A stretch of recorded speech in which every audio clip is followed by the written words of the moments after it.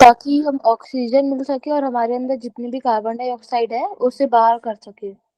Yes, very good. Ma'am oxygen अब चाहिए। अपने जीवन के दैनिक कार्य में भी श्वास का बहुत बड़ा रोल है। जो भी हम मूवमेंट करते हैं वो श्वास के माध्यम से ही करते हैं, चाहे वो हम खाना खाएं या जो वॉकिंग करें, इस बात करें, सब चीज श्वास के माध्यम से ही होता है। कैसे कैसे सांस से क्या इसका हो जाता है? मैम जैसे हमारे शरीर में जो भी गति होती है वो श्वास के माध्यम से इस प्रकार होती है। हमको योग में मैम पढ़ाया जाता है कि जो भी मतलब हम बोलते भी हैं वो श्वास के माध्यम से ही बोलते हैं। जो हम वोकल कॉर्ड होता है मैम वो श्वास पे ही तो निर्भर करता है। क्या होता है? मैम जो हम बोलते हैं वो श्वास के माध्यम से ही तो बोलते हैं। श्वास के माध्यम से आप बोलते हो? ठीक है, पर मेन क्या है उसमें मेन रोल, कैसे वो हमारे लिए क्यों इम्पोर्टेंट है ये? जो भोजन होता है, जो एटीपी होता है, बेसिकली उसको उपापचय क्रियाओं को नियंत्रित करता है, जिसके माध्यम से हमारा शरीर की जो जैविक क्रियाएं हैं वो चलती हैं। सांस के बिना लाइफ नहीं है। खाना खाने के बगैर कितने दिन तक जिंदा रह सकते हैं अगर वो खाना ना तो खाएं? हाँ, काफी दिन रह सकते हैं, पर सांस के काफी बिना नहीं काफी रह की सकते। कुछ मात्रा होगी, गिनती होगी? या 10 to कहेंगे 15 कि days पहले मैम भूखे रह के देखेंगे तब बताएंगे? फिर रहेंगे तो बताएंगे ना। लगभग लगभग बताइए, 3 हफ्ते से लेके 1 महीना के करीब, 90 दिन तक भी कर सकते हैं हम, ऐसा नहीं है। ठीक है, अनशन रखते हैं ना काफी लोग। और पानी के बिना, पानी ना मिले तो 21 डेज। 21 डेज। 21 डेज नहीं, मेरे ख्याल से हफ्ता 10 दिन तक आप निकाल सकते हो। ठीक है, और अगर सांस ना मिले तो एक सेकेंड एक मतलब मैम मिनट 1 मिनट, एक एक मिनट में भी मिनट नॉर्मल, 1 मिनट नॉर्मल के लिए व्यक्ति के कुंभक लिए। लगा लेते हैं, वो एक अलग बात है। पर अगर जी। सांस का आवागमन ना हो तो शायद हम जिंदा नहीं रह पाएंगे। क्यों? ऐसा क्या जा रहा है सांसों में?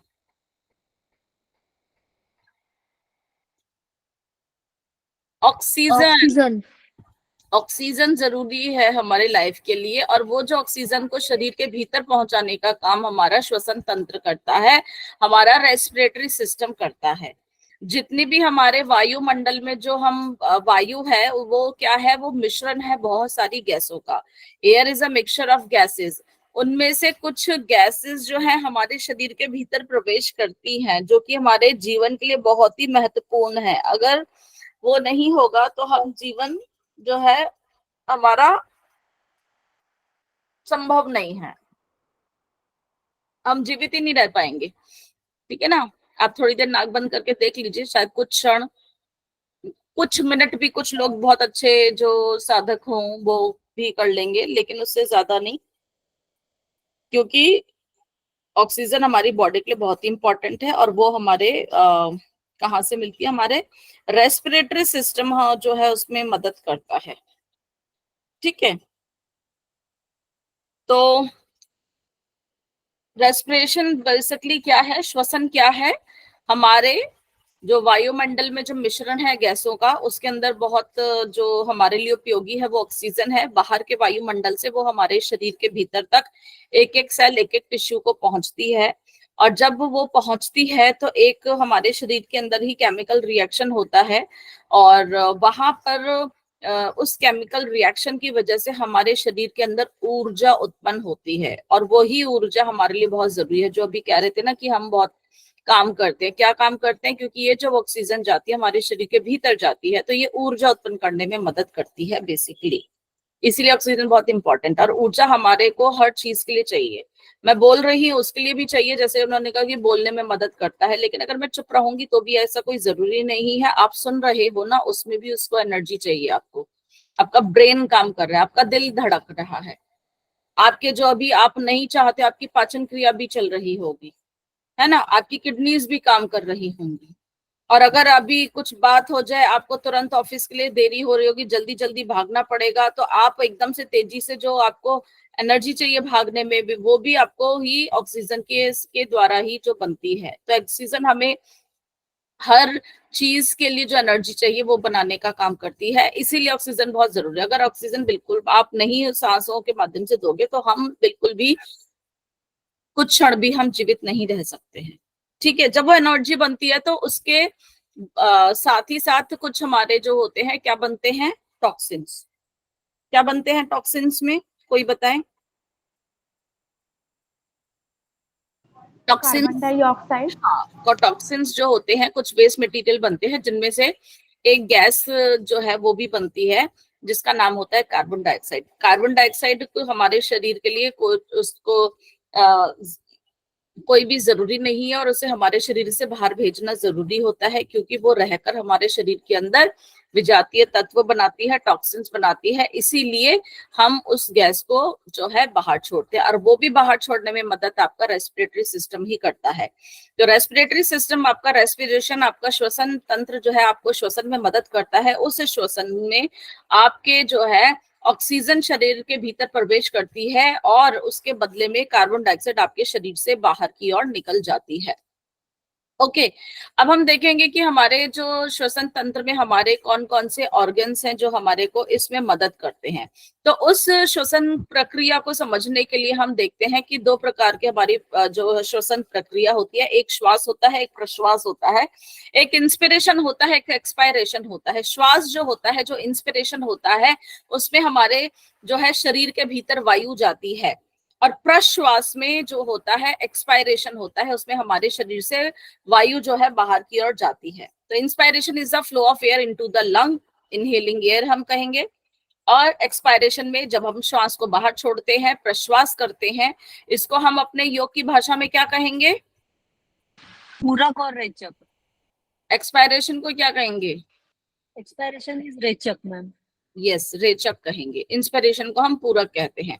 तो ये जो श्वासों का आवागमन है, जिसमें कि हमारे श्वास और प्रश्वास होता है, यही हमारा एक प्रोसेस है रेस्पिरेशन का। समझ गए सब में? अब हम जो रेस्पिरेशन, जो हमारा श्वसन है, ये दो प्रकार का होता है हमारे शरीर में। अगर हम देखेंगे, एक एक्सटर्नल रेस्पिरेशन, एक इंटरनल रेस्पिरेशन। एक्सटर्नल रेस्पिरेशन में जो हम होता है, जो वायुमंडल से जो हम श्वास जो है हमारे शरीर के भीतर तक जाती है, हमारे फेफड़ों तक पहुंचती है, तो वो हमारा एक्सटर्नल रेस्पिरेशन होता है। फिर वही ऑक्सीजन, उसके बाद जो ऑक्सीजन है वो हमारे जो होता है खून के माध्यम से हमारे एक एक कोशिका, एक एक अंग तक पहुंचती है। तो वो जो अंदर ही अंदर जो एक्सचेंज होता है गैसों का, वो हमारे जो कहलाता है इंटरनल रेस्पिरेशन। क्लियर है? ओके, चले आगे। Yes ma'am. डाउट, कोई क्वेश्चन तो नहीं ना इसमें? सिंपल सी बात है। अगर किसी को कहीं पर भी कुछ भी ना समझ आए तो प्लीज आप मुझे बता दें, क्योंकि अगर पहली सीढ़ी पे ही हम लड़खड़ा जाएंगे तो आगे हमें बढ़ने में दिक्कत होगी, तो वहीं पे हम संभल जाएंगे। ओके, तो हम जो श्वास लेते हैं उसकी एक गति होती है कि भाई हम कितना श्वास लेते हैं। तो जो वयस्क होते हैं, एडल्ट्स होते हैं, तो वो 1 मिनट में लगभग 12 से 18 प्रति मिनट जो है हमारे जो है श्वसन हम लेते हैं। उसको हम आरआर, शॉर्ट में आरआर कह देते हैं, रेस्पिरेटरी रेट। कोविड में सबको पता था, क्योंकि कोविड हमारे लंग्स की बीमारी थी, तो उस समय के दौरान में ये रेस्पिरेटरी सिस्टम सब बहुत अच्छे से समझ गए थे हालांकि। तो हमारा जो नॉर्मल आरआर जो होता है 12 से 18 के बीच में होता है, और बहुत ही कॉमन हम देखते हैं तो वो 16 के करीब हम मान के चलते हैं। लेकिन ऐसा कोई जरूरी नहीं है, 12 से 18 के बीच में जो होता है एक वयस्क का होता है। बच्चों में थोड़ा सा और ज्यादा ही होता है। आपने देखा होगा बच्चे बहुत जल्दी जल्दी सांस लेते हैं, लेकिन एक वयस्क जो होता है 12 से 18 तक इसका होता है सामान्य उसमें।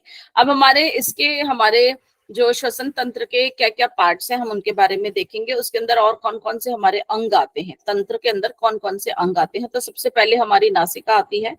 हाँ, इस आज कर्सर चल रहा है मेरा, थैंक गॉड।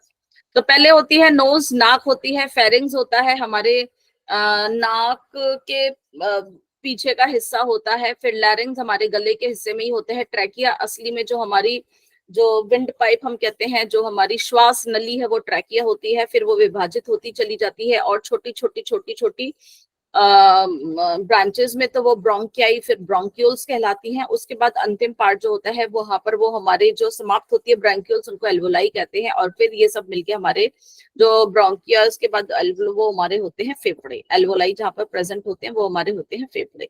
तो ये बेसिकली हमारे श्वसन तंत्र के पार्ट्स हैं। इस पिक्चर के माध्यम से देखेंगे, यह है हमारी नासिका, ठीक है, नाक या नासिका कुछ भी कह लो।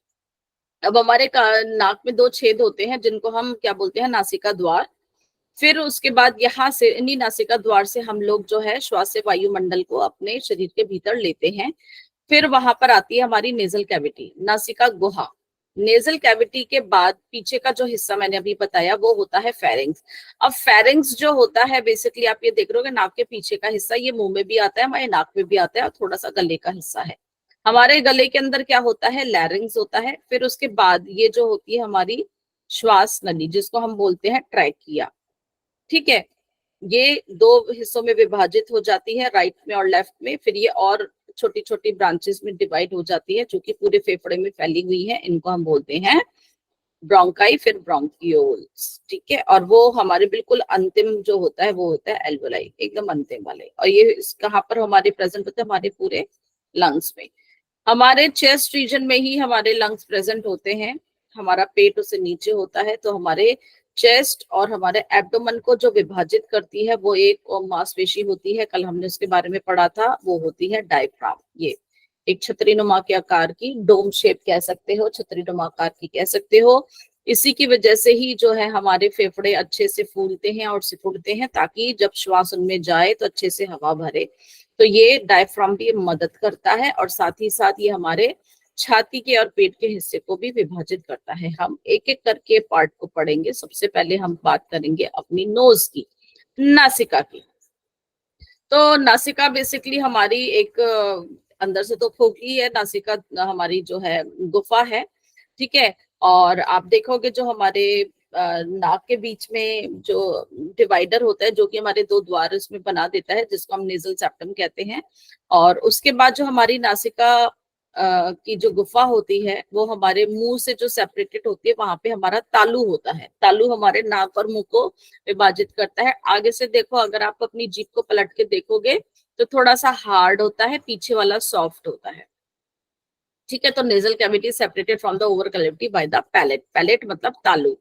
इसके बाद जो हमारी नाक में जो होते हैं, हमारा यहाँ पर जो लाइनिंग होती है वो म्यूकस मेम्ब्रेन जो होती है वो एपिथेलियल सेल्स की होती है। सीलिएटेड कॉलुमिनर एपिथेलियम होते हैं, ठीक है, सीलिएटेड होते हैं, ठीक है। एक ही दिशा में ही हवा को ये भेजने का काम करते हैं। हमने पहले बताया सीलिया ना, छोटे छोटे बाल की तरह जो लगे हुए होते हैं हमारे एपिथेलियल टिश्यू के ऊपर।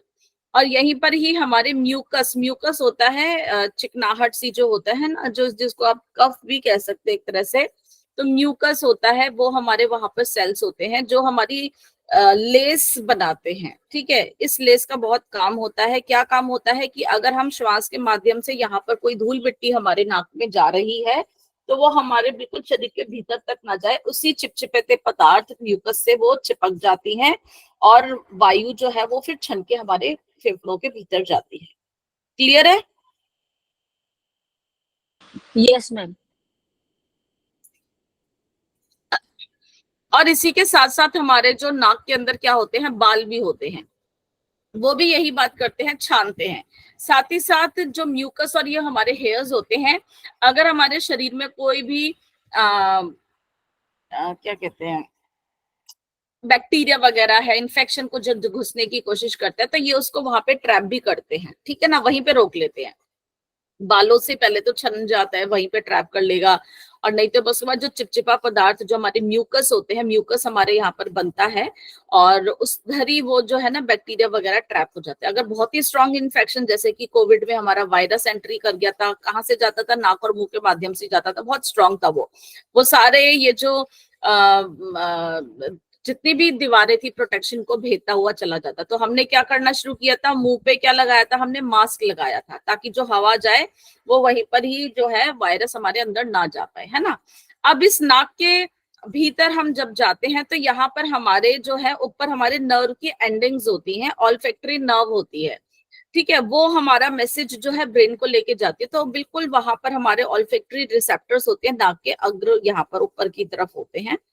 तो बेसिकली वो हमारे बॉडी के सेंसिटिविटी को भी बढ़ाते हैं। जब आप क्या करते हो, नेति करते हो, जल नेति करते हो, सूत्र नेति करते हो, है ना, करते हैं ना आप लोग, षटकर्मा में हमारे आता है, किस लिए होता है, वो हमारी नाक की क्लीनिंग के लिए होता है, ताकि उसके बाद तो यहाँ पर क्या होता है कि जो पुराना मल जो इकट्ठा होता है, तो उसकी वजह से जो है वहां पर हमारी क्लीनिंग हो जाती है, पुराना मल हट जाता है, तो हम जो भी श्वास लेते हैं और अच्छे से ही अंदर जाती है। अगर यहाँ पे ब्लॉकेजेस होंगी, पुराना कफ जमा पड़ा है, अगर तो नाक से क्या अच्छे से वायु जाएगी, नहीं जाएगी, है ना, हम बीमार भी रहेंगे।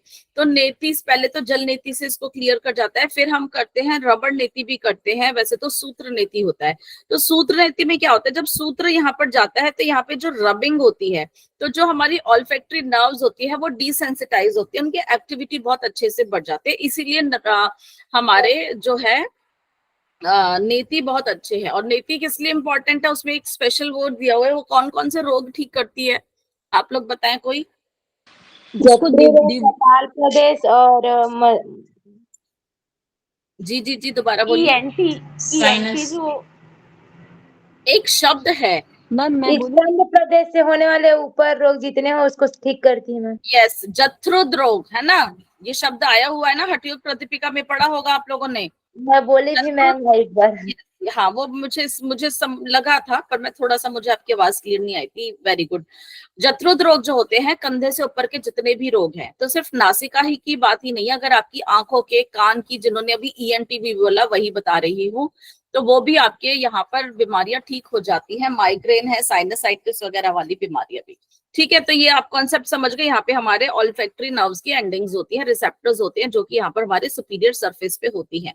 उसके बाद जो हमारे अब नासिका का, जो हमारी एनाटॉमी में हम बात करेंगे, इंटीरियर नेयर्स, जो उसकी हम नॉस्ट्रल्स कहते हैं, जो कि हमारे exterior into the nasal cavity, जो बाहर की तरफ हमारे प्रेजेंट होते हैं, ठीक है ना, यहाँ से हमारे नॉस्ट्रल से एयर अंदर जाती है और यहाँ से होती हुई फिर आगे की तरफ हमारी बढ़ जाती है, तो वहां पर फिर हमारा फेरिंग्स जो है प्रेजेंट होता है।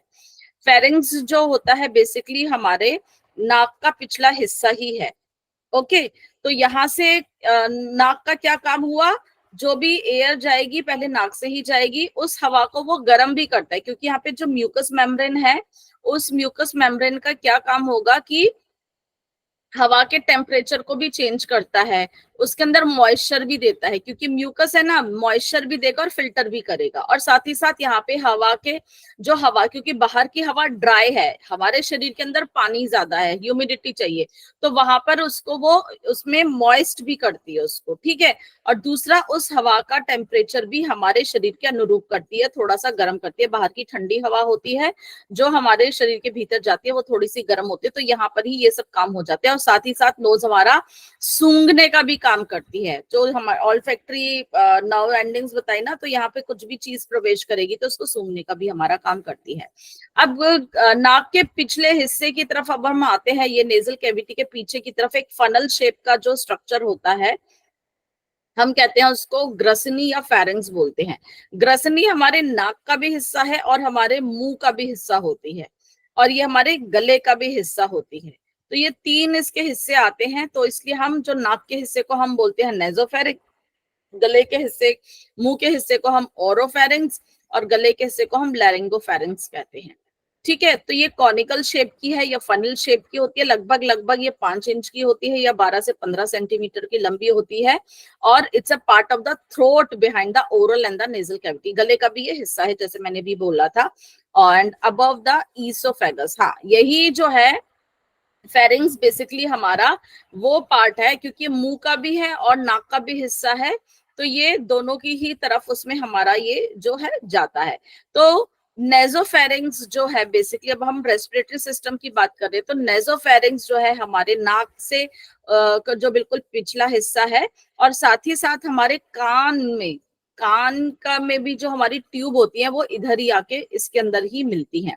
तो इसीलिए कई बार आपको खांसी होती है, गला खराब होता है, आपके कानों में भी आपको प्रेशर करता है। नहीं तो आप अभी एक एक्सपेरिमेंट कर ले, आप अपना मुंह बंद करें और अपनी नाक को बंद कर ले और मुंह बंद बंद से ही कोशिश करें अपने गालों को फुलाते हुए कि आप फूंक बाहर कर रहे हैं पर आपको मुंह बंद है, आप देखोगे आपके कानों में एक प्रेशर फील होगा।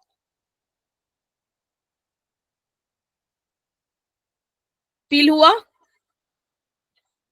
यस। तो ये जो अंदर जो प्रेशर हुआ वो कहां पर, अगर आपकी नाक भी बंद है, मुंह भी बंद है, तो वो हमारे कान की तरफ आपको पॉप की आवाज आई होगी, आपके कान जो हल्के से खुले होंगे। फील किया सबने? चलिए, तो ये जी इसका मैम। मतलब, हाँ, इसीलिए जो डॉक्टर्स हमारे ईएनटी के होते हैं, ई मतलब ईयर, एन मतलब नोज और टी मतलब थ्रोट, ये हमारे तीनों से ही संबंधित होता है। अब हम यहाँ पर इसकी बात करेंगे नेजोफेरिंग्स, ये हमने हाँ इसकी बात कर ली। अब हम ओरोफेरिंग्स, ओरोफेरिंग्स हमारे बीच का हिस्सा है और ये हमारे मुंह का पार्ट होता है, ये हमारे मुंह का जो है ओरल कैविटी के पिछले का हिस्सा होता है। और ये बेसिकली हमारा जो तालू है, हमारा हार्ड पैलेट था और सॉफ्ट पैलेट। आप आगे अगर जीभ पलट के देखते हो, दांतों के पीछे से आप देखोगे बड़ा सख्त आपको तालू लगता है और उसके पीछे पीछे आ जाते तो मुलायम वाला, तो यहाँ पर वो उसी के ही जो है पार्ट होता है। और वहीं पर ही हमारा नीचे की तरफ हमारी हायोइड बोन भी होती है। हायोइड बोन हमने पढ़ा था, एक इकलौती बोन होती है हमारे गले में ही कह लीजिए, जिससे कि हमारी जीभ अटैच होती है इस बोन के साथ और किसी बोन का अटैचमेंट नहीं होता है। तो ये हमारा था फेरिंग्स। फेरिंग्स के बाद जो नीचे का हिस्सा है अब गले में आते हैं, उसको हम बोलते हैं लैरिंजोफेरिंग्स। लैरिंजोफेरिंग्स बोलते हैं क्योंकि वो आगे जाके लैरिंग्स में ही जो है बन जाता है, तो लैरिंग्स के साथ अटैच है, इसलिए इसको लैरिंजोफेरिंग्स बोलते हैं। और उसके बाद ये हमारा इसके दो हिस्से आप कह सकते हो, यहीं से एक हिस्सा जो है खाने की नली में जाता है जो खाने का होता है, और एक श्वास की नली में जाता है। तो यहाँ पर जो है एंट्रेंस इनटू द ईसोफेगस जो कि खाने की नली है, और function is to regulate the passage of air to the lungs and food to the oesophagus. यहीं से ही जो हमारे होते हैं कि अलग अलग दिशा में जो है खाना अपने दिशा में जाता है, और जो श्वास आ रही है तो वो अलग दिशा में जाता है। ठीक है, लेकिन हमारी जो श्वास वाली जो होती है अभी हम पढ़ेंगे उस पे होता है। तो खाना खाते हुए इसलिए कभी नहीं बोलना चाहिए, ये जो खाना आ रहा होता है ये अपनी जगह ही जाता है, लेकिन अगर आप बोल भी रहे होते हैं तो सांस भी जैसे जा रहा होता है, तो वो कई बारी आपको खाना खाते खाते धसका लग जाता है, जो कि ये दिक्कत वाली बात हो जाती है कई बारी। ठीक है ना, तो खाना के कुछ टुकड़े जो है इस तरफ आते हैं तो बॉडी फिर आपको खांसना या उल्टी करके अपने बॉडी अपना जो है शो करती है डिफेंसिव मैकेनिज्म। अब हम बात करेंगे लैरिंग्स की। अब हम जी मैम यहीं पे एपिग्लॉटिस भी रहता है ना? अभी आ रहे हैं, लैरिंग्स में होता है, लैरिंजो फेरिंग्स में नहीं होता, वो फेरिंग्स है, लैरिंज में होता है। लैरिंग्स क्योंकि अब हमारा यहाँ से मेन ये हमारा रेस्पिरेटरी सिस्टम का पार्ट है, फेरिंग्स हमारा डाइजेस्टिव का भी पार्ट है, वहां से ही हमारे जो है अलग अलग उसमें जाता है ना, बताया मैंने। तो लैरिंग्स बेसिकली जो है हमारे गले में हो रहा है, आप देखोगे ये जो पार्ट है हमारा लैरिंग्स है। ठीक है, लैरिंग्स के ही पीछे देखोगे ईसोफेगस है, ये वाली जो पीछे जो है ना। अब देखो यहाँ से खाना, यहाँ पे ना ये दोनों चीजें कॉमन है, यहाँ पर खाना भी यहीं से जाता है और सांस भी जाते हैं। अब हम खाना जब खाते हैं लेकिन तो खाना जो है सीधा यहाँ पे ये पीछे उस खाने में ही जाए। ठीक है, आगे ये क्या है, ये है आगे सांस की नली। ठीक है, ये सांस की नली है, ये पीछे खाना खाने की नली है। क्लियर है? अब यहाँ पर खाना खाते हैं, पता चले वो सांस की नली में चली जाए, तो यहाँ पर हमारे लैरिंग्स के ऊपर ये जो ढक्कन देख रहे हो, ये ढक्कन लगा हुआ होता है। ठीक है, इसको हम बोलते हैं एपिग्लॉटिस, कार्टिलेज का ही होता है ये, एपिग्लॉटिस होता है। जब हम खाना खाते हैं ये इसको ढक देता है, इसको हमारे लैरिंग्स को, ताकि हमारा खाना जो है वो सीधा खाने की नली में जाए, हमारे सांस की नली में ना जाए। तो इसीलिए बोलना नहीं चाहिए। और दूसरा क्या है, यहाँ पर हमारे स्वर यंत्र हैं, ये देखो ये स्वर यंत्र है, यहाँ पे आपको दिख रहा होगा ये जो है ना वोकल कॉर्ड्स, ये वाले बीच में यहाँ पर। तो जब हमारे यहाँ पर सांस जो टकराती है तो हवा जब टकराती है तो अलग अलग ध्वनियां हम निकाल लेते हैं, जैसे कि अभी बोल रहे थे कि बोलने में होता है, तो वोकल कॉर्ड हमारा लैरिंग्स में ही होता है। अब लैरिंग्स के ही ठीक नीचे हमारी मेन जो है श्वास नली शुरू हो जाती है। अब आप ये देखोगे, ये जो है खाने की नली है, ये श्वास की नली है, ये सिर्फ पर एपिग्लॉटिस है, और यहाँ पर हमारा ये जो है ये स्वर यंत्र है। एपिग्लॉटिस खाने से बचाता है कि हमारी श्वास नली में ना जाए। ठीक है, ओके। तो larynx links the laryngopharynx and the trachea, वो उसको ही लिंक करता है और उसमें हवा जाता है। अब यहीं तक ही हमारा जो था ना अपर रेस्पिरेटरी ट्रैक्ट होता है, उसके बाद नीचे ट्रैकिया से हमारा लोअर रेस्पिरेटरी ट्रैक्ट भी शुरू हो जाता है। ओके, तो ग्लॉटिस तो बोलते हैं ओपनिंग ऑफ द लैरिंग्स, और उधर ये जो ढक्कन को हम एपिग्लॉटिस बोलते हैं। मैंने अभी आपको बताया कार्टिलेज का होता है, लीफ शेप का फ्लैप होता है, ताकि खाना जो है आपके रेस्पिरेटरी ट्रैक्ट में ना आए। और यहीं पर हमारे वोकल कॉर्ड्स होते हैं जो कि इलास्टिन फाइबर से बने हुए होते हैं। Vibrate with expelled air to create sound, ठीक है ना। ये हम जब अलग अलग ध्वनियां यहाँ पर निकालते हैं। अब देखोगे खाना अगर आप यहाँ पर मुंह में अच्छे से नहीं चबाओ और यहाँ पे ठूस ठूस के भरोगे, ये है ना खाना यहाँ जाएगा। अब यहाँ तो दांत नहीं है, दांत तो कहाँ थे, मुंह में ही थे। कुछ लोग होते हैं ना ठूस ठूस के पानी पी पी के करते हैं, फिर यहाँ पर उनको चेस्ट फील, ओह खाना ज्यादा, मुक्के मारेंगे, पानी पिएंगे, नीचे करेंगे। तो आप देख सकते हो ना, देखो ये तो ईसोफेगस है, इसमें खाना जा रहा है। अगर ज्यादा खाना खाओगे तो किस पे प्रेशर पड़ेगा? ऑब्वियसली सांस की नली पे पड़ेगा। तो यहाँ पे खाना फंसता जाएगा, क्योंकि इतनी वो पतली ही दिख रही है, खैर इतनी पतली नहीं होती। तो यहाँ पर जब खाना इतना मोटा आ जाएगा तो आपके सांस की नली पे प्रेशर क्रिएट होगा और आपको सांस लेने में दिक्कत होगी। यहाँ कहीं दांत दिख रहे हैं? नहीं दिख रहे। दांत कहाँ है? यहाँ पे हैं, ये दांत है हमारे जो व्हाइट कलर के दिख रहे। तो यहीं से अच्छे से चबा चबा के धीरे धीरे खाना जाओगे तो धीरे धीरे आगे सरकता हुआ आराम से चला जाता है। जल्दबाजी में ठूस ठूस के बिना चबाए खाओगे तो खाना तो भैया यही दांत है, यहाँ कहीं दांत नहीं है कि जो चबा लेगा। इसलिए ध्यान रखना चाहिए। कई बार अगर ज्यादा ठूस ठूस के खाना खाने पे यहाँ पे हमारे जो है श्वास नली पे इफेक्ट आता है और सांस लेने में दिक्कत हो जाती है। अब आ जाओ जी अपनी श्वास नली पे, जो कि ओरिजिनल हमारी श्वास नली है, इसको हम कहते हैं ट्रैकिया। अगर आप इसको किसी पेड़ की पिक्चर को उल्टा कर दोगे तो आपको यही पिक्चर दिखाई देगी, है ना। एक तना होगा, तने के जो शाखाएं होंगी, पर उस पेड़ को हमने क्या कर दिया? उल्टा।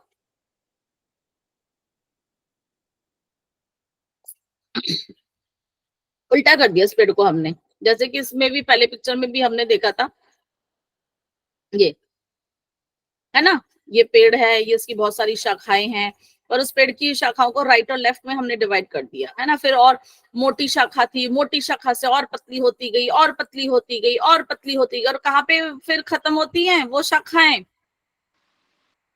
पेड़ की शाखाएं कहाँ खत्म होती हैं भैया? एल्वियोलाई। मैं तो पेड़ की बात कर रही हूँ, मैं लंग्स की बात नहीं कर रही। कहाँ होती है पेड़ की शाखाएं खत्म? Alveoli ma'am. यहाँ पे तो एल्वियोलाई है, पेड़ में क्या है बेटे लाल? वेजिटेबल्स रहते हैं, पत्ते हैं, लीव्स हैं। जो समझाना चाह रही हूँ वो थोड़ा सा समझेंगे, समझे? पेड़ की बात कर रही थी मैं, या पेड़ से रिलेटेड कर रही ना। तो मैंने सिर्फ ये अभी पूछा था कि पेड़ का जो तना होता है, शाखाएं होती हैं, आप देखोगे ना एक एक जो शाखा है, एक एक टहनी है, उसके एंड में क्या होता है? एक एक पत्ता होता है। पत्ते से ही श्वास लेते हैं ना। आपको पता है पेड़ कहाँ से सांस लेता है? टहनियों से लेता है क्या? नहीं लेता ना। पत्तों के पीछे क्या होते हैं उसके? थोड़ी बहुत बॉटनी पढ़ी हो किसी ने? स्टोमेटा होता है, उधर से वो श्वास लेते हैं, ठीक है। फिर उसके जो खाद और पानी देने के लिए जो उसके जो ये जो सब जाता है वो पेड़ के तने के उसमें आता है। तो जो पेड़ का जो है फोटोसिंथेसिस का वो प्रोसेस भी ऐसे ही होता है, ठीक है। तो वहां से हमारे जो है एयर का जो है पेड़ भी करते। तो वही ऑलमोस्ट हमारे बॉडी में भी यही है, मैं ये बताना चाह रही हूँ। अभी तो हमने हवा तो बाहर के वायुमंडल से ली और हमारे यहाँ तक पहुंच गई। ये था हमारा अपर रेस्पिरेटरी ट्रैक्ट का। अब यहाँ पर आने के बाद ये हमारा लोअर रेस्पिरेटरी ट्रैक्ट, ठीक है, ट्रैक्ट है ये शुरू हो जाता है। अब जो मुख्य रूप से जिसको हम अपनी विंड पाइप कहते हैं, श्वसन नली कहते हैं, वो ये है हमारी ट्रैकिया, ये जो आपको दिख रही है, ठीक है। ये लैरिंग्स था, लैरिंग्स में हमारे वोकल कॉर्ड्स भी थे। इसके नीचे ही हमारी ट्रैकिया शुरू हो जाती है, 10 से 12 सेंटीमीटर की होती है, हमारे गले में होती है और अपर चेस्ट तक पहुंच रही होती है। ऊपर इसके लैरिंग्स होता है, नीचे ट्रैकिया ही 2 हिस्सों में विभाजित हो जाता है, 2 टहनियों में विभाजित हो जाता है, वो होती है ब्रोंकाई, प्राइमरी ब्रोंकाई। ठीक है, ये ब्रोंकाई में डिवाइड हो गई। अब ये जो ट्रैकिया जो होता है ये हमारा कार्टिलेज का बना होता है। किसका बना होता है? कार्टिलेज का। कार्टिलेज में थोड़ी सी फ्लेक्सिबिलिटी होती है ना, एक्चुअली हार्ड नहीं होता बिल्कुल भी, लेकिन हार्डनेस भी होती है। कार्टिलेज हार्ड भी होती है लेकिन फ्लेक्सिबिलिटी भी होती है, ठीक है ना। तो ये जो कार्टिलेज का बना होता है ये सी शेप के बने होते हैं, supported by the C shape. Incomplete पूरा एक सर्कल नहीं बना होता, सी शेप का होता है। तो वो जो सी शेप का जो खुला पोर्शन है वो कहाँ आता है? वो आता है आपका यहाँ पर, जो आपकी खाने की नली है ना उस साइड उसका वो आता है। और ये आगे की तरफ हमारा जो मेन जो सी पोर्टन है आगे की तरफ होता है। क्यों? क्योंकि पीछे हमारी खाने की नली है, वो भी बहुत नाजुक सी है। अगर हार्ड चीज होते तो हमें वो यहाँ पे भी दिक्कत आती है ना, थोड़ा लचीलापन चाहिए। तो इसकी प्रोटेक्शन भी जरूरी है। अगर कोई एकदम से हमारा गला पकड़ लेता है, आप देखते हो एकदम चोकिंग सेंसेशन होती है ना, लेकिन इतना इजीली नहीं कोई भी इसको डिस्ट्रॉय करता। तो भगवान ने ना प्रोटेक्शन का पूरा पूरा हिसाब किताब बना के भेज रखा है हमारे शरीर में। तो उन्होंने ऐसे इसको बना दिए कि लचीलापन भी रहे और इसको प्रोटेक्शन भी मिले। तो सी शेप के जो है कार्टिलेजेस रिंग इन्होंने बना दिए, जो कि हमारे कितने कहाँ पर होते हैं? ट्रैकिया पे होते हैं। कितनी गिनती होती है? 16 से 20 के करीब होते हैं। उसके बाद ये शाखाओं में विभाजित हो जाता है, थोड़ा सा उसका डायमीटर भी कम हो जाता है और उनको हम बोलते हैं ब्रोंकाई। उसके बाद वो और छोटी छोटी टहनियों में डिवाइड हो जाते हैं। तो पहले 2 में होते हैं, 2 से फिर 3, फिर 3 हो गए तो उनको सेकेंडरी ब्रोंकाई बोलते हैं। फिर और छोटे में हो जाते हैं उनको टर्शरी ब्रोंकाई बोलते हैं। फिर ये 3rd लेवल के हुए, फिर और छोटे छोटे हो जाते हैं उनको हम ब्रोंकियोल्स बोलते हैं। ठीक है ना, ये और फर्दर डिवाइडेड होते रहते हैं। तो trachea divided into the 2 smaller tubes called the bronchi at the level of the 5th thoracic vertebra। हाँ, ये डिवीजन कौन से? T5 पे होता है। T5 is the thoracic vertebra number 5। T5 पे इनका डिवीजन हो जाता है और इनकी अंदर से लाइनिंग भी एपिथेलियल टिश्यूज की होती है। कौन सी वाली? सीलिएटेड, लेकिन स्ट्रेटिफाइड होती है। हमारे ऊपर नाक में तो थी सीलिएटेड थी, लेकिन सिंगल वाली थी कॉल्यूमिनर। यहाँ पे है मल्टीपल लेयर। वहां पे क्योंकि सिक्रीशंस भी जरूरी होती है यहाँ पे, लेकिन प्रोटेक्शन के लिए यहाँ पे स्ट्रेटिफाइड होता है। और एक ही दिशा में जो है हमारी जो है वायु आए और जाए। अगर वहां पर कोई भी एलिमेंट वगैरह इस तरह से आता है तो वो हेल्प करता है उसको स्वैप करने में। धूल मिट्टी वगैरह से प्रोटेक्शन होनी चाहिए। जो लोग स्मोकिंग बहुत करते हैं, कहीं ना कहीं तो वो गंदा धुआं जाता ही है ना, वो तो ऐसी चीजें कि भाई वो अंदर, फिर भी कहीं ना कहीं ये सारे हमारे उसकी प्रोटेक्शन को करते हैं। Then the expel mucus loaded with dust and micro organisms away from the lungs. वही जो पॉल्यूशन वगैरह ऐसे कुछ आते हैं उसको बाहर निकालने की तरफ जो है ये मदद करते हैं। अब यहाँ तक हमारी जो हवा पहुंच जाती है, फिर ये आगे उसको और भेज देते हैं। तो ब्रोंकाई हमने बात करी थी, ब्रोंकाई उसी की ब्रांचेस थी और उसपे फर्स्ट लेवल वाली को प्राइमरी, फिर और छोटी हो जाती है सेकेंडरी, फिर और छोटी हो जाती है तो हमारी टर्शरी। तो अभी यहाँ पर राइट और लेफ्ट ब्रोंकाई हमारी जो होती है डिवाइड होती है, आप देख रहे होगे। लेकिन ये मोटी है, ये छोटी है, और ये लंबी है, और ये थोड़ी सी पतली है। तो इनमें भी थोड़ा सा जो है चेंज होता है। तो हमारी जो राइट और लेफ्ट, हम इसको राइट और इसको हम लेफ्ट ब्रोंकस बोलते हैं। तो एक राइट लंग में जाती है और एक लेफ्ट लंग में प्रवेश कर जाती है। ये वाली साइड जो है हमारी, ये राइट साइड है और ये हमारी लेफ्ट साइड है। तो राइट साइड की देखोगे जो ब्रोंकाई है, प्राइमरी ब्रोंकाई, इसकी लंबाई छोटी है। तो right primary bronchus is shorter and wider, छोटी भी है और मोटी भी है।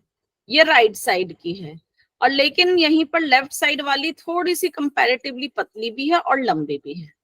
ठीक है। और उसके बाद लंग्स के अंदर जब ये दोनों यहाँ पे प्रवेश करते हैं, इसके बाद ये इनका विभाजन और शुरू हो जाता है और ये फर्दर ब्रांचेस में डिवाइड हो जाते हैं और टर्चरी ब्रोंकाई तक जाते हैं। अब ब्रोंकाई के बाद ये और छोटे छोटे हमारी जो होती हैं टहनियों में बहुत महीन में हो जाती हैं, वो ब्रोंक्यूल्स कहलाती हैं। ब्रोंक्यूल्स का जो एंड पार्ट होता है ये है ब्रोंक्यूल्स हमारी, ठीक है। तो tertiary bronchi branches into bronchioles. वहां पर हमारे कोई कार्टिलेज नहीं होती। कार्टिलेज कहाँ तक होती है? सिर्फ और सिर्फ ब्रोंकाई तक होती है। ब्रोंक्यूल्स में सिर्फ हमारी स्मूथ मसल्स रह जाती हैं।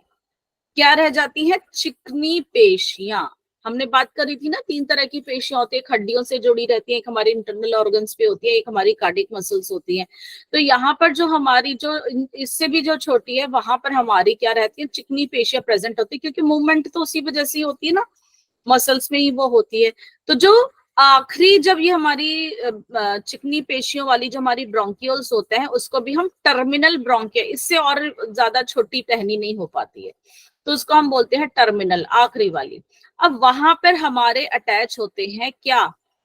छोटे छोटे, जैसे हमारे गैस के गुब्बारे होते हैं ना, या अंगूर के गुच्छे की तरह, ऐसे ही वहां पर हमारे एल्वुलाई अटैच होते हैं, जैसे पेड़ में पत्ता अटैच होता है। इसलिए मैं बार बार आपसे पूछी थी कि पेड़ का आप मुझे बताओ, है ना।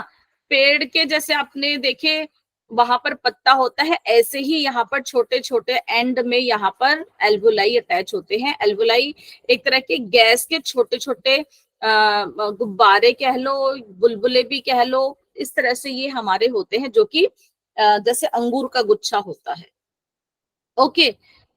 और एक फेफड़े में, एक लंग में, अब ये पूरा फेफड़ा हमारा इसी तरह से भरा हुआ होता है इनसे, तो एक फेफड़े में हमारे लगभग 30,000 छोटे छोटे ब्रोंक्यूल्स होते हैं और उनके साथ हमारे एल्वुलाई ऐसे ही होते हैं, ठीक है। अब एल्वुलाई तक हमारी हवा पहुंच जाती है। ये हमारा हो गया एक्सटर्नल रेस्पिरेशन। नाक से हवा ली, होते होते फेरिंग्स से होते हुए लैरिंग्स, लैरिंग्स से होते हुए ट्रैकिया, ट्रैकिया से होते हुए ब्रोंकाई, ब्रोंकियाई से primary bronchi, secondary bronchi, tertiary bronchi, फिर वो ब्रोंक्यूल्स में आ गई, ब्रोंक्यूल्स में और विभाजित होते होते आखिरी ब्रोंकाई, टर्मिनल ब्रोंकाई पे होते होते हमारे एल्वुलाई में पहुंच गई। एल्वुलाई तक ये हमारी हवा आ चुकी है। क्लियर है सबको? Yes ma'am. अब एल्वुलाई को हम देखते हैं कि भैया ये एल्वुलाई, एल्वुलाई क्या है? ये तो हमें समझ नहीं आ रहा। कभी गैस के गुब्बारे बोल दिए, कभी पत्ते बोल दिए, भैया ये है क्या? अब ये देखोगे, ये देखो अंगूर के गुच्छे की तरह आपको दिख रहा है, ये एक इसको दिखाया है आपको। तो एल्वुलाई बहुत इंपॉर्टेंट है, जैसे कि पेड़ का पत्ता बहुत इंपॉर्टेंट था, तो ये हमारे अंगूर के गुच्छे की तरह ही होते हैं, पूरा बंच में है ये, और बिल्कुल आखिरी जो इसके जो हमारे ब्रोंकियल से अटैच होती है। अब इनके अंदर तक हवा जाती है हमारी, और इनकी जो लाइनिंग होती है वो होती है एपिथेलियल टिश्यू की, कवरिंग है। लेकिन एपिथेलियल टिश्यू यहाँ पर होता है सबसे सिंपल, सबसे वाला, जहां से कि मैंने बताया था ना, एक होता है कि आर पार आराम से जो चीजें चली जाए, तो सिंपल स्क्वैमस एपिथेलियल टिश्यू की लाइनिंग होती है कि यहाँ पे हवा अगर अंदर इन तक पहुंची है ना, तो यहाँ से आराम से एल्वुलाई से बाहर निकल जाए, ठीक है, यहाँ से आराम से बाहर निकल जाए। आगे तो कार्टिलेजेस थे, बड़ी बड़ी वहां पे सीलिएटेड स्ट्रेटिफाइड थे, लेकिन एल्वुलाई की जो झिल्ली, जो कवरिंग होती है, झिल्ली होती है, वो बहुत ही सिंपल होती है, बारीक होती है, ताकि जो ऑक्सीजन, जो एयर यहाँ पे पहुंची है, वो आराम से अब यहाँ से निकल जाए, ताकि हमारे शरीर के अंदर वो, अब वो डायरेक्ट एयर तो हमारे शरीर में जाएगी नहीं, तो हमारे एल्वुलाई देखो ये किससे घिरे हुए हैं? हमारी कैपिलरीज से, ठीक है। क्या होती हैं? खून की नालियां। लेकिन यहाँ पर खून की नालियां जो होती है हमारी कौन सी होती है? मिक्स होती है। देखो पता चल रहा है इस वाली पे में ये जो जाल सा बन रहा है कि नीली कौन सी है, लाल कौन सी है। ऑब्वियसली यहाँ पर आप देख रहे होगे ना, बड़ी बड़ी हमारी आर्टरी और वेन्स होती हैं। अब आर्टरी और वेन्स के बारे में भी हम देखते हैं, तो यहाँ पर हमारा आर्टरी और वेन्स का जो बिल्कुल इनका भी जो सबसे माइन्यूट पार्ट जो होता है वो होता है हमारा कैपिलरीज, ठीक है, रक्त वाहिनियां। उसमें वो भी सबसे जो होता है ना, उनका आखिरी एक बात मान के चलो कि सबसे स्मॉलेस्ट यूनिट होता है। अब पूरे एल्वुलाई पे देखो, ये पूरा इन्होंने इसको ढक रखा है, घेर रखा है, दिखा आपको?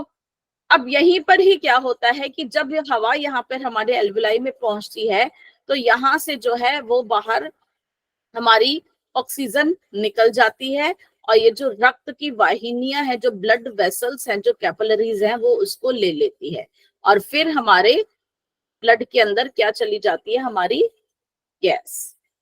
ओके, क्लियर है।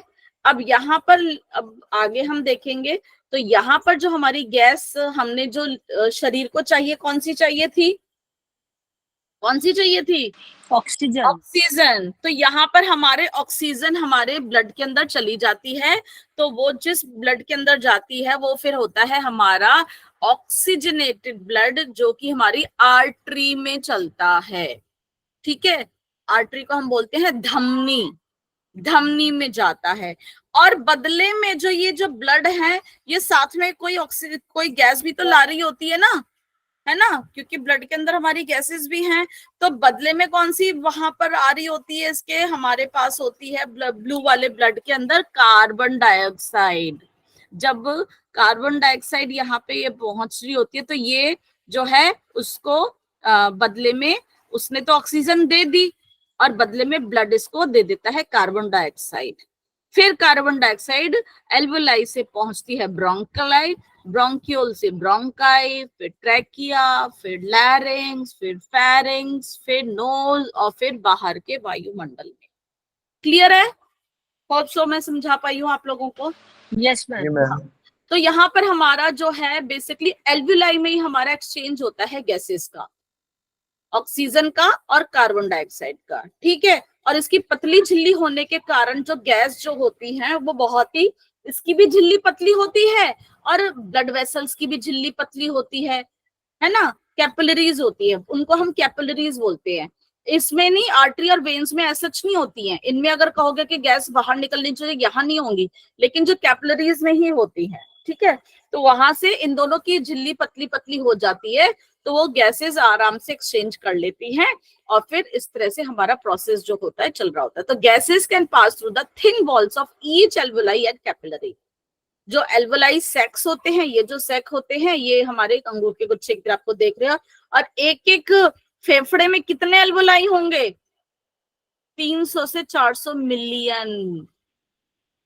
आपका फेफड़ा इतना भरा हुआ है इन लोगों से, देख लो। ठीक है, अब हम फेफड़े की बात कर लेते हैं, जहाँ पे ये एल्वुलाई और हमारे ये सारे प्रेजेंट थे। ये देखो, ये हमारा ट्रैकिया था, ट्रैकिया T5 पे डिवाइड हुआ, राइट ब्रोंकाई और लेफ्ट ब्रोंकाई।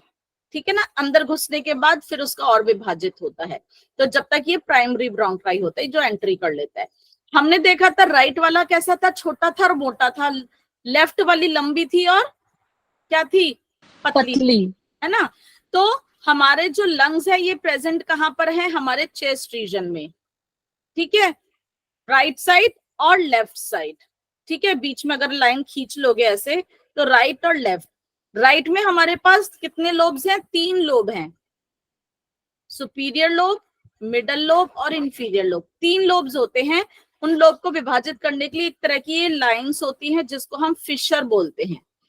तो नीचे वाला जो होता है ऑब्लिक फिशर, थोड़ा टेढ़ा होता है, जो कि हमारे नीचे वाले और बीच वाले को विभाजित करता है, और जो ऊपर वाला होता है वो ये हॉरिजॉन्टल फिशर से होता है। ठीक है, जब आप यौगिक क्रिया करते हो, यौगिक श्वसन करते हो, हम 3 पार्ट में करते हैं ना, पढ़ाई कभी यौगिक श्वसन के बारे में, यौगिक है ना, abdominal breathing, thoracic breathing, clavicular breathing, उदरीय श्वसन, वक्षीय श्वसन और फिर हसलीय श्वसन। और इन तीनों को जब हम कंबाइन करते हैं तो फुल यौगिक ब्रीदिंग। तो ये क्यों इंपॉर्टेंट होती है यौगिक ब्रीदिंग, क्योंकि हमारे लंग्स के लोब्स के ऊपर बहुत ही अच्छे से काम करती है, लंग्स की हमारी कैपेसिटी बहुत ही अच्छे से बढ़ती है। ओके, अब ये है हमारा लेफ्ट लंग। लेफ्ट लंग में भैया 2 ही लोब्स हैं, एक नीचे का और एक ऊपर का, और ऑब्लिक फिशर है। ऐसा क्यों, यहाँ तो 3 दे दिए, यहाँ पे तो 2 ही दे दिए, ऐसा क्यों? मे बी मैम मैम क्योंकि लेफ्ट साइड हार्ट होता है। बिल्कुल सही कहा आप दोनों ने कि यहाँ पर ये जो खाली जगह भैया दिल है, दिल किस साइड है, थोड़ा सा लेफ्ट साइड पर है, इस वजह से उसके पास जगह कम है ना लेफ्ट वाले भैया के पास। तो लेफ्ट वाले लंग ने कहा कोई बात नहीं, मैं तो थोड़ी सी कम जगह में ही काम कर लूंगा, दिल को रखना बहुत जरूरी है, दिल का इंपॉर्टेंट रोल है, जो कि हम आगे के क्लासेस में पढ़ेंगे। टाइम हो जाए तो भैया मुझे बता देना, मैं पढ़ाते पढ़ाते, हाँ ठीक है अभी है। तो ये यहाँ पर हमारे दो ही लोब्स होते हैं लेफ्ट में, क्योंकि दिल होता है लेफ्ट में, उसको जगह देने के लिए पास हमारे लेफ्ट जो लंग होता है थोड़ा सा छोटा होता है।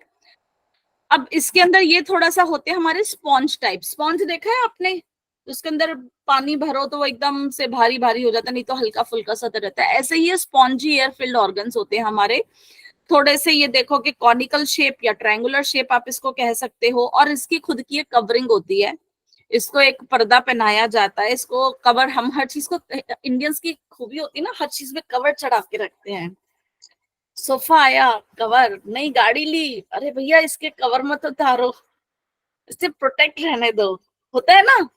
कोई भी नया सामान लाएंगे, नहीं नहीं काफी दिन तक, और पता चल जाता है कि अरे भैया ये प्लास्टिक चढ़ी हुई है तो कवरिंग, कि हम क्यों, क्योंकि उसकी प्रोटेक्शन रहे, गंदा ना हो, कुछ अभी नया नया है थोड़े दिन तो रहे, तो प्रोटेक्शन करके रखते हैं। तो इसकी भी प्रोटेक्शन के लिए कवरिंग होती है, जिसको हम कहते हैं प्लूरा। क्या कहते हैं? प्लूरा। एक इससे चिपकी हुई होती है और डबल लेयर होती है वैसे प्लूरा की, यहाँ पे लिखा नहीं है पर मैं आपको बता दूं, एक किसी से बिल्कुल चिपकी हुई होती है, किससे थोड़ी सी दूर होती है, जो कि हमारे एक तरह से आप कह लो रिब्स के साथ होती है, और दोनों के बीच में हल्का सा गैप भी होता है। ठीक है, तो ये जो हमारे लंग्स के जो पार्ट होता है, ये जो टिप वाला आप देख रहे हो, इसको हम बोलते हैं एपेक्स।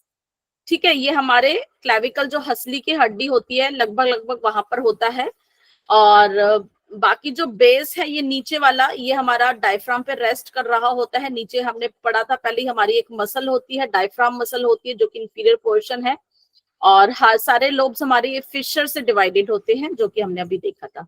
राइट लंग जो होता है और लेफ्ट लंग हमने देखा था, यहाँ पर जो हमारी ब्रोंकाई की जो लेंथ थी वो छोटी थी, लेफ्ट लंग की लंबी थी, और यहाँ का जो विड्थ थी लेफ्ट लंग के ब्रोंकाई की वो चौड़ी थी, और लेफ्ट लंग की पतली थी। ये ब्रोंकाई के बारे में है।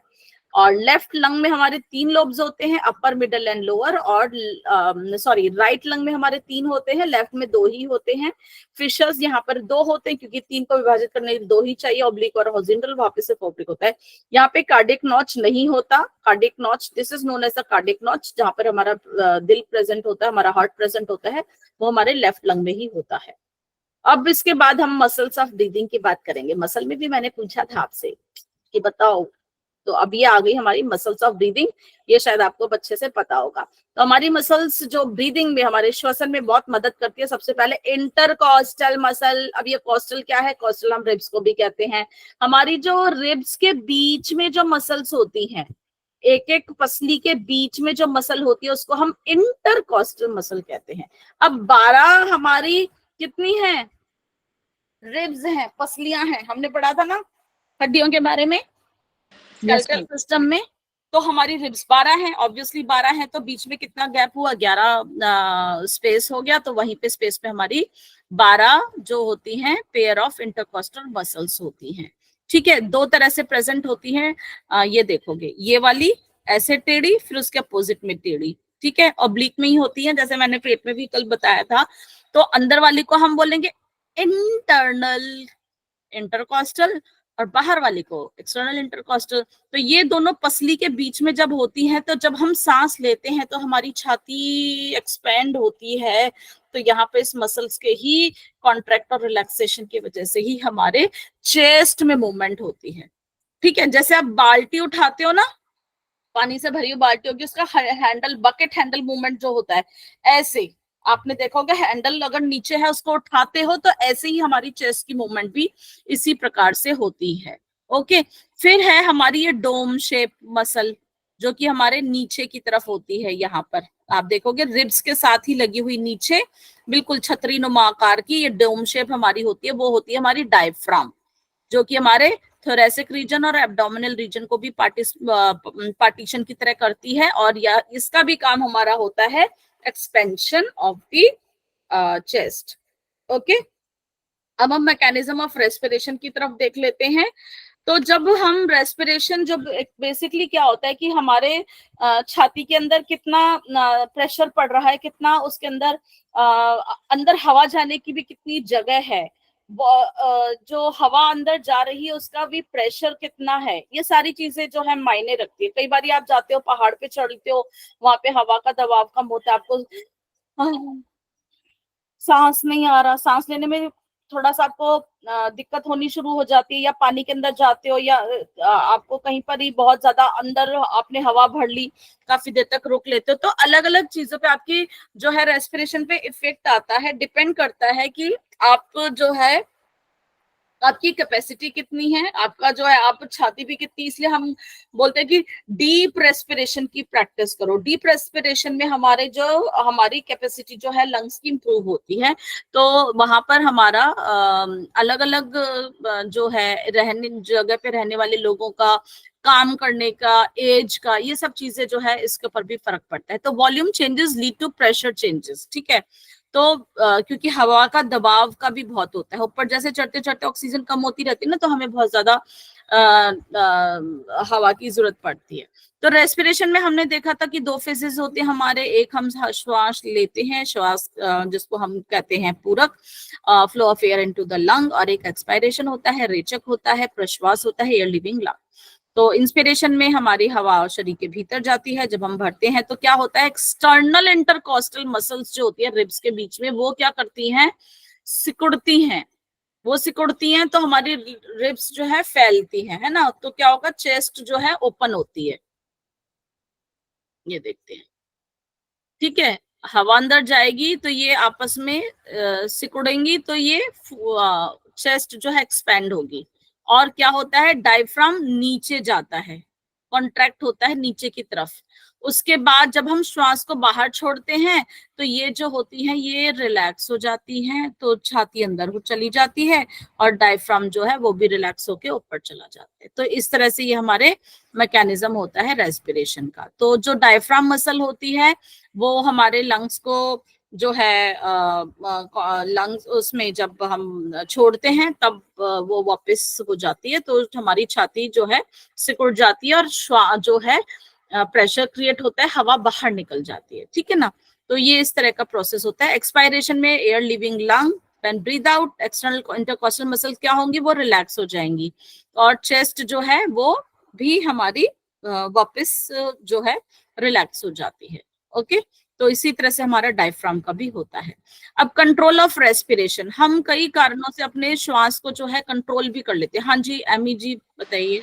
एक क्वेश्चन है, एक्सटर्नल इंटरकोस्टल मसल आपने बोला पहले में सिकुड़ती है, तो इसका मतलब यानी एक्सटर्नल जो इंटरकोस्टल इंटरनल रहेगी वो रिलैक्स होती होगी ना, वाइस वर्सा होता हाँ, होगा ये ना? वाइस वर्सा, बिल्कुल ठीक कहा, ये वाइस वर्सा काम करती हैं, ठीक है। दोनों अपोजिट उसमें ही काम करती हैं, और हैवी डायरेक्शन भी दोनों की उससे है ना, ठीक है। अब हमारे जो रेस्पिरेशन को प्रोसेस को कौन कंट्रोल करता है, तो हमारा ये मैकेनिज्म इनवॉलंटरी है। हम चाहे तो हो सकता है थोड़ी देर सांस रोक लेंगे, लेकिन ये निरंतर, अभी मैं आपसे बात कर रही हूँ, मैं अपने आप ही श्वास ले रही हूँ, सो रहे होते हैं लेकिन हमारी श्वास अपने आप ही चल रही होती है, तो वो हमारा नर्वस कंट्रोल होता है। और जो हमारा ब्रेन में जो हमारा कंट्रोलिंग सेंटर होता है, उसको जो 3 सेंटर्स होते हैं जिनको हम रिदमिसिटी सेंटर्स भी बोलते हैं, और मेन हमारा जो रेस्पिरेशन सेंटर होता है वो हमारा होता है मेडुला ऑब्लंगेटा में। हमारा मेडुला ऑब्लंगेटा कहाँ पर प्रेजेंट होता है, ब्रेन का सबसे नीचे का हिस्सा होता है, जहां से आप ये सोचो, जो आपको जहां पे गर्दन शुरू हो रही है, बिल्कुल वहां पर ही आप ऐसा मान सकते हैं। तो हमारा इंस्पिरेटरी सेंटर भी और एक्सपायरेटरी सेंटर भी हमारा मेडुला ऑब्लंगेटा में ही होता है। फिर एक और सेंटर होता है जिसको हम न्यूमोटैक्सिक सेंटर बोलते हैं, वो हमारा पॉन्स मेडुला ऑब्लंगेटा के पास में ही होता है, जो कि हमें लंबी और गहरी श्वासें वो उसमें, ये नॉर्मल हमारा रेस्पिरेशन का यहाँ पे डीप ब्रीदिंग केस में है, वो पॉन्स में होता है। इसी के साथ साथ कुछ केमिकल्स भी हमारे जो है इसमें कंट्रोलिंग का जो रहता है। तो हमारे शरीर के अंदर 2 जो है कीमोसेंसिटिव बॉडीज हम कहेंगे, एक होती है carotid body. Carotid body basically हम कहेंगे हमारे गले में होती है, वहां पर हमारा कैरोटिड साइनस होता है, यहाँ से जो हमारा